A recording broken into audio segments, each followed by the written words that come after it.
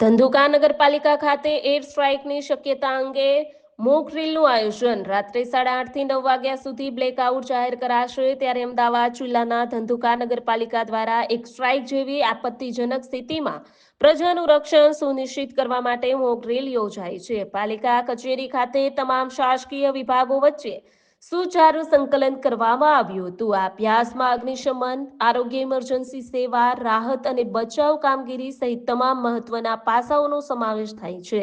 પ્રાંત અધિકારી વિદ્યાસાગરે જણાવ્યું કે આ મોક ડ્રીલ જનહિતમાં આયોજિત છે, લોકોને અફવાઓથી દૂર રહેવું જોઈએ। ત્યારે મોક ડ્રીલ અંતર્ગત રાત્રે 8:30 થી 9 વાગ્યા સુધી ધંધુકા શહેરમાં બ્લેકઆઉટ જાહેર કરાયો છે। સ્થાનિક લોકોને તમામ લાઇટો બંધ રાખવાની પણ અપીલ કરવામાં આવી છે। આ અભ્યાસ દ્વારા તંત્રની તૈયારી અને સંકલનની તપાસ કરવામાં આવી રહી છે, જેથી સંભવિત ખતરો આવી પડે ત્યારે અસરકારક પ્રતિસાદ આપી શકાય।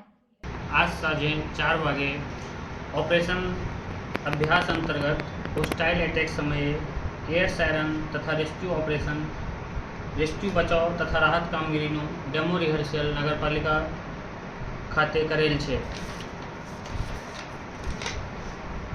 આથી ધંધુકા તથા ધોલેરા તાલુકાની તમામ જનતાને અપીલ કરવામાં આવે છે કે આજે રાત્રે 8:30 થી 9 વાગ્યા સુધી તમામ પોતાના ઘર, દુકાનો, હોટલો તથા કામકાજના સ્થળોની લાઇટ બંધ રાખવી, તમામ પોતાના ઘરમાં શાંતિથી બેસી સહકાર આપશો।